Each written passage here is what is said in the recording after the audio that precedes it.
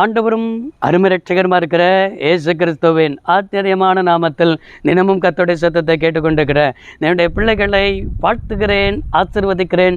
நீங்கள் ஆசீர்வதிக்கப்பட்டவர்கள். எந்த நாளிலும் கூட கர்த்தர் உங்களை பார்த்து சொல்கிற ஒரு வார்த்தை, சூழ்நிலையை பார்த்து புலம்பாதீங்க. ஆண்டவர் சொல்லுகிறார். நம்முடைய வாழ்க்கையில் இன்றைக்கி இந்த வார்த்தையை ஏன் பேசுகிறார் தெரியுமா? நீங்கள் ஏதோ ஒரு காரியத்தில் புலம்பிக்கிட்டே இருக்கிறீங்க. குடும்பத்தை குறித்து நிறைய பேருக்கு புலம்பம், தன்னுடைய கணவனாரை குறித்து புலம்பிக்கிட்டே இருக்கிறீங்க, பிள்ளைகளை குறித்து புலம்பிக்கிட்டே இருக்கிறீங்க, வாழ்க்கையில் தன் மனைவியை குறித்து புலம்பிக்கிட்டே இருக்கிறீங்க. ஏதோ ஒரு புலப்பத்தில் நீங்கள் இருக்கிறத தான் ஆவியானவர் பேசுகிற வார்த்தை, சூழ்நிலையை கண்டு புலம்பாதீங்கன்னு ஆண்டவர் என்ன செய்கிறார் சொல்லுகிறார். இதே போல தான் இயேசு கிறிஸ்துவும் அவருடைய சீசர்களும் படகுல பயணம் பண்ணுகிறதை மார்க் 4ஆம் அதிகாரத்தில் பார்க்க முடிகிறது. ஆனால் படகுல பயணம் பண்ணி கொண்டிருக்கும் பொழுது பல சுழல் காற்று அந்த படகு என்ன செய்யணும், அமிழத்தக்கதாக அதில் மோதி அடிக்கத்தக்கதான அலைகள் எல்லாம், சூழ்நிலை எல்லாம் இவர்களுக்கு எதிராக இருக்கிறது. மார்க் 4ஆம் அதிகாரம் 38வது வசனத்தில் வாசிக்கிறோம், போதகரே நாங்கள் மடிந்து போகிறது உமக்கு கவலை இல்லையா என்று சொல்லி இயேசு கிறிஸ்துவை எழுப்பி என்ன செய்கிறார்கள், இந்த வார்த்தையை கேட்கிறார்கள். அந்த படகுல இயேசு கிறிஸ்து பின்னணியத்தில் தலையணை வைத்து கொண்டு நித்திரையாக இருந்தார் என்று பார்க்கிறோம். நம்முடைய வாழ்க்கையில் புலம்புகிறதற்கு காரணம் என்ன தெரியுமா? நம்ம படகுல இயேசு இருக்கிறார், ஆனால் இயேசுவை செயல்பட விடாத அளவுக்கு நாம் தூங்கி கொண்டிருக்கிறோம். அதனால தான் நம்முடைய வாழ்க்கையிலையும் அவர் செயல்படாதபடிக்கு தூங்குகிறவராகவே காணப்படுகிறார்.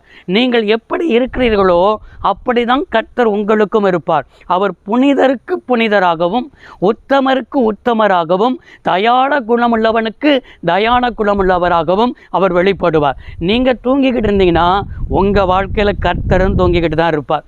நீங்கள் பிஸ்னஸ் ஓடுறீங்க, ஜெபம் இல்லை. அது மாத்திரமல்ல, அநேகர் வேலைன்னு ஓடுறீங்க, அநேகர் எதற்கெல்லாமோ ஓடிக்கொண்டிருக்கிறீங்க. ஜெபம் பண்ணுறீங்களா? ஆலயத்துக்கு சரியாக போகிறீங்களா? வேத வாசிக்கிறீங்களா? ஆத்துமாக்கள் ஆதாயம் பண்ணுறீங்களா? கிறிஸ்துவுக்கு அடுத்த காரியத்தை செய்கிறீங்களா? ஆண்டவருக்கு முதலிடம் கொடுக்குறீங்களா? ஆண்டவரை குறித்து நினைக்கிறதே கிடையாது, ஆண்டவரை குறித்து பேசுகிறதே கிடையாது, ஜெபம் பண்ணுறதே கிடையாது. பிறகு எப்படி கர்த்தர் உங்களுடைய வாழ்க்கையில் தூங்கி கொண்டு வைத்திருக்கிறீங்க? இன்றைக்கி எழுப்புங்க, ஆண்டவரை எழுப்பி என்ன செய்யணும், ஆண்டவர்கிட்ட பேசுங்க. அன்றைக்கி சீசர்கள் ஆண்டவர்கிட்ட பேசினாங்க, ஆண்டவரே நாங்கள், போதகரே நாங்கள் மடிந்து போகிறது உமக்கு கவலை இல்லையா என்று சொல்லி பேசினாங்க. ஆண்டவர் அதுக்கு ஒரு பதிலும் அந்த சீசர்களுக்கு என்ன செய்யவில்லை, கொடுக்காம காற்றையும் கடலையும் பார்த்து இறையாதே அமர்தலாயிரு என்று சொல்லி அதட்டினார். காற்றும் கடலும் அவருடைய வார்த்தைக்கு என்ன செய்தது, கீழ்ப்படிந்தது. அதே மார்க் 4ஆம் அதிகாரம் 40வது வசனத்தில் இயேசு 2 கேள்வியை கேட்கிறார். ஏன் பயப்பட்டீர்கள்? ஏன் உங்களுக்கு விசுவாசம் இல்லாமல் போயிற்று என்று கேட்கிறார். 2 வார்த்தையும் ஏன் கேட்கிறார். நம்முடைய வாழ்க்கையில் சூழ்நிலையை கண்டு நம்ம புலம்பக்கூடாது. சூழ்நிலையை கண்டு புலம்பி பயத்துக்கு இடம் கொடுத்து பிசாசுக்கு என்ன செய்கிறோம், இடம் கொடுத்து விடுகிறோம். இன்றைக்கி நமக்கு பேர் விசுவாசி, ஆனால் நமக்குள்ள விசுவாசமே இல்லாமல் இருக்கிறது. எதற்கெடுத்தாலும் விசுவாசம் இல்லாமல் அவிசுவாசமாக பேசுகிறோம். என் கணவனாரை மாற்றுவாரா? என் பிள்ளையை மாற்றுவாரா? எனக்கு நல்ல வேலை கிடைக்குமா? நான்லாம் உயர்வேனா? நான்லாம் ஆசீர்வதிக்கப்படுவேனா? என்ன கேள்வி இதெல்லாம்? அவிசுவாசமான கேள்வி. என்னை ஆண்டவர் ஆசீர்வதிப்பார், என்னை ஆண்டவர் மேன்மைப்படுத்துவார், கர்த்தர் எனக்காக யாவையும் செய்வார். சொல்லி பாருங்கள், ஏன் உங்களுக்கு விசுவாசம் இல்லாமல் போயிற்று?